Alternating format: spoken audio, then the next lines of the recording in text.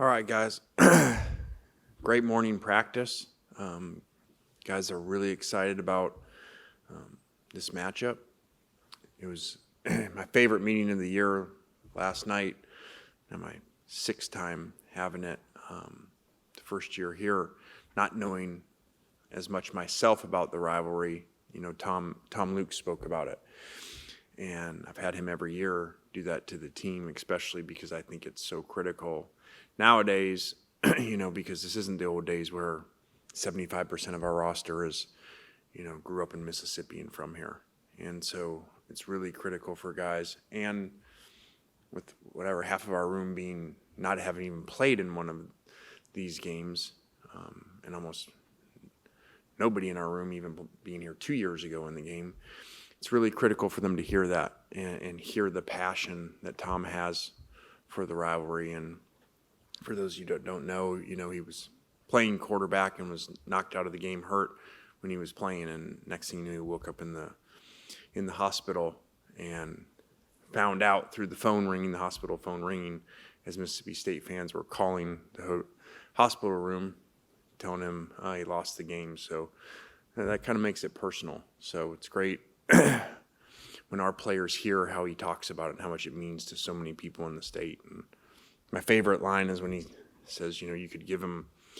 a brand new maroon car and he wouldn't get in it. That's how much he feels about the color and how personal this is. So it's a huge game. You know, next one on the schedule, everything is to get to 1-0. These guys, I think, are really talented. I think Levy's done a great job with them, you know, making them competitive. Shoot, they took Texas and Tennessee at home this year into overtime, and really have improved from a year ago, and doing a great job over there. So we're excited about the matchup. A lot at stake, obviously, and to get to 1-0 to finish off this phenomenal regular season. So with that, you know, I'm sure you got a lot of other questions, but we're going to, you know, just answer questions focused on this game or this season and our players. Lane, I want to follow up on a question I asked you on one of the Sunday calls about your winning percentage at Ole Miss. Right now, 2 wins would get you to be the winningest coach in Ole Miss history over Coach Johnny Vaught at 74, a little over 74%. How important would that be to your legacy and as a college football coach to be the winningest coach at Ole Miss? Well, that's a good question. I didn't know any of that. You know, that's pretty neat. Again, that's just a lot of players playing really well and a lot of assistant coaches doing a really good job here. And so, you know, that's pretty historic numbers. And again, that's just appreciative of all the players and coaches that were a part of that. I've always said the best thing to do, got it from Pete Carroll, the most exciting thing to do professionally in life and in a lot of areas is to do it better than it's ever been done before. And anybody can do it 1 year. You know, can you do it over and over and over again? So that's a pretty neat stat, but that's a credit to the players and assistant coaches. Coach, you've played in this game more than a few times now. How would you say that this game almost feels differently than other matchups? I get it's a rivalry, but I mean, this year especially, they're fighting for a bowl game, and you guys are fighting for potentially a home playoff game. Yeah, like I said, Levy's done a great job. You know, he's got them in a position to, you know, be up, you know, to be bowl eligible and make a bowl game. So, you know, and obviously a lot at stake for us. But I think even without that, you know, I've always said rivalries, this one, but most of them also, you know, records don't matter, and you see it all the time in scores. And I used to even say it when they're talking about common opponents in the SEC formula about win-loss percentages and who they pair you with, because they take in that with the common opponent of your matchup they're not going to mess with, like the Egg Bowl, and then work the numbers around that. And I said, you really shouldn't take that into account because the records don't matter in rivalries, and you see it. You'll see it all over the weekend in games that are supposed to go one way based off of records or spreads, and a lot of times they don't. Lane, Keith released a statement on Friday saying that you, him, and Chancellor Boyce had a meeting about your future. Are you able to elaborate on the nature of that meeting at all? Yeah, like I said at the beginning, very fair question, but we're not answering anything that doesn't have to do with the game and the team and the season. But fair question. Well, speaking of that, I mean, obviously the game's the biggest thing, but for the last 2 weeks, it's been anything but the game. So for you, when you think about how the last 2 weeks has kind of played out, is there anything, if you could, you would change about how your role in the last 2 weeks at all? I mean, is there anything you go back and change if you could? Well, I mean, you say that, but people said the same thing about the Florida game, that there was all this distraction and how could the team focus, and I think they played pretty well. So I don't have anything more to say about that, but I think our team's been very focused since noise has been out there all the way back to the Oklahoma game and the tunnel before that and that morning and everything. What are they, 4-0? So it's a pretty good job by them. You mentioned on Pat McAfee how you don't make decisions based on money. When you do make your decisions, what are the considerations for you then, especially when it comes to football decisions, right? Like, what are you thinking about? Yeah, very fair question, but I'm not going into it because, like I said at the beginning, I'm going to keep this to this team and in this game. Trinidad's waiver process, kind of where is that? And he's got confidence. Does Ole Miss have confidence on that end about potentially getting that? I know it's a complicated case.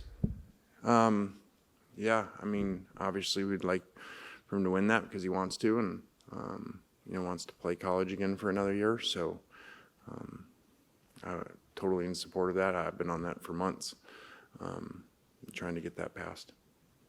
This morning, Glenn Boyce doing an interview and spoke highly of your staff and your assistants and really pushed how they've kind of been the anchor to keep the team focused. Just from your viewpoint, what has that staff done, like you said, dating back to the Oklahoma game? Yeah, I'd been at practice. I didn't see that interview, so I don't really know how to exactly comment on what he said. I've said before, just like I answered that, our staff is and our players are the biggest reason we've had success over 6 years and put ourselves in position to be where we are. What do you like about this year's team that makes you think they can contend for a championship? Well, I think they really play well together. They find a way to overcome adversity within games that happens, especially in this conference, and they've done a really good job of that.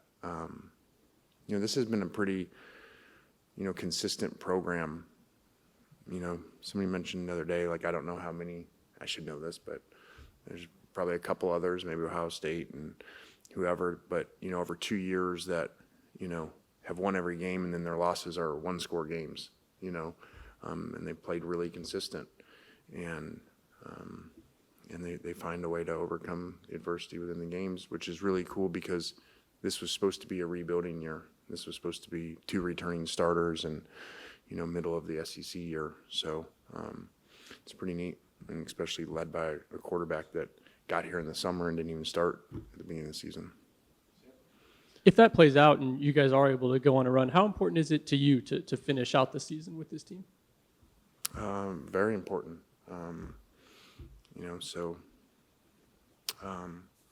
I've never thought of anything different than that. And then how much, if at all, have you kind of reflected on your past and leaving or staying different places? And has that helped you kind of wade through this process this time around? No, I mean, I don't know about all that. I've kind of, over the years of the changes that I've made, I've had a lot of time to reflect and on things that have happened. And I really feel like in age, I've figured out they all happened exactly how they were supposed to happen, when they were supposed to happen. I just didn't think it at the time. I thought they were disasters. And they're just all part of my story. And, I spoke at my dad's funeral when he passed, and I always wondered why we moved so much, because it was hard on us as kids and everything. And I realized that was just all part of his story, and all the people that came to the funeral or wrote notes from all the different places, I realized that was God's plan for him to impact all those people and have all those relationships. And so I think all the stuff that happened how it was supposed to happen. Coach, I know Trinidad has only been here since May, but what has he meant to this season and this program in his such a short time of being here? Yeah, it's an awesome story. I've said it all year. You know, we were joking around last night, sitting up here, and we were looking at his stats in some games last year with him. And we're like, I can't even remember, you know, we're like, you threw for more yards against Oklahoma than you did against Northeast Oklahoma, you know, last year. So it's just such a cool story to see him. And he just, you know, he was at Knox's game. And during the game, you know, some fans were, you know, yelling his name over there. And he would walk over, you know, all the way to the fence and take time to sign for them, take pictures with them. And he really does a really good job of just, you know, enjoying the moment and embracing it. And I think a lot of that comes from not having that. And so it's really neat to see, because that's so abnormal. So often in that position, you've always been kind of the 4 or 5 star guy. And, you know, so it's just a really cool story and how he's handled it, and he's not changed. Yeah, Lane, a little over 2 years ago, we saw you at the end of the Georgia game, and it just felt like that was a big moment in your career, specifically here at Ole Miss. Recruited really well, had a big year last year, but before the season began last year, you talked about how the goal was to play in the college football playoff, win a national championship. How rewarding is it for you now to have a game like the Egg Bowl where you can win that to catapult, and how big would that be for the city of Oxford to be able to host a college football playoff game here on campus? Well, that would be huge. Like somebody said, and I don't know the history like a lot of people, that would be the biggest sporting event in the history of the state of Mississippi. That's a pretty big statement. I actually asked Keith that the other day, and he said he would think that would be true. So we need a historian of Mississippi to know if that's true or not. I think DK would know. So yeah, that would be amazing. Obviously, we got to get to 1-0 for any of that to happen, and that's the whole goal this week. But to bring a 9th game to the town, and you know, in scheduling back when, you know, we decided on scheduling and who we're going to play and all that, one of the big things of going to so many home games was because how Oxford and the whole community revolves around the football program. And you know, 8 home games is abnormal, but a big part of that was because what that gives back to the community at home games, and how many people profit off of that in the community. So it would be amazing to have a 9th. Lane, just because of the ambiguity, I was just curious, when Keith says expects a decision on Saturday, is that a decision that's been made, or is that still in consideration? Like, people are just curious about that. Yeah, so, I mean, you can just keep going. I'm not going to answer them, so that's 3 of them. You got another one?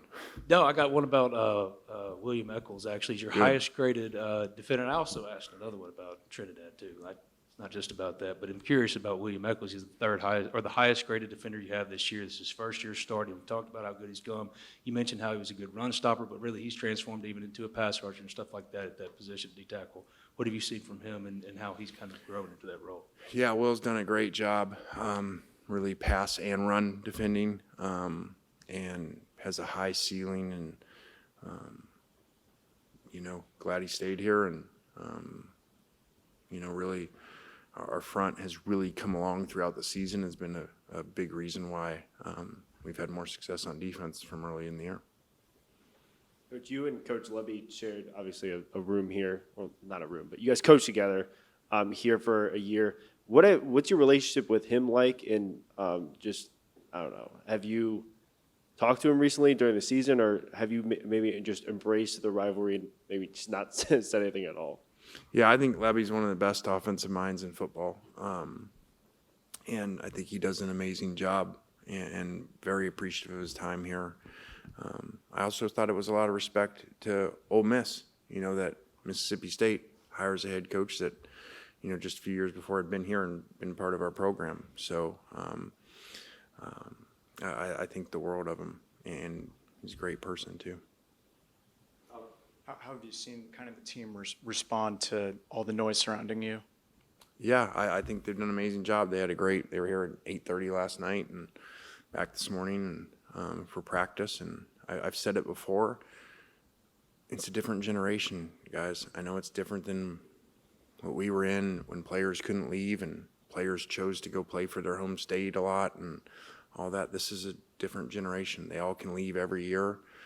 A lot of that is financially based, and so they don't think the traditional way that years ago about their coach and what's going to go on with him next year. That's not how they think anymore, and that makes it a lot easier not to listen to noise, because as a fan, that noise is really loud because it's your team, and it's your team for a long time. These kids don't think that way. Just it's a product of the system. Trinidad did come out with a great statement today. He's talking about how locked in the team was, how he's been a leader, and he also his trust in you to have them prepare for this week. Just what did you think of that, and kind of the leader he's become, and being outspoken in that way? How has he grown in that piece of it, I think? Yeah, again, I've been at practice, but Trinidad's an amazing leader, and I think that's so rare for a kid that just got here in the summer, to be able to have the success that he has. That's why I hope for him he gets another year so he could have a whole spring ball, to even improve to go into another season from where he was this year, just scrambling to try to learn things in the summer. Didn't even know he was a starter. All right, thanks, Scott. We'll have players All right, next. thanks.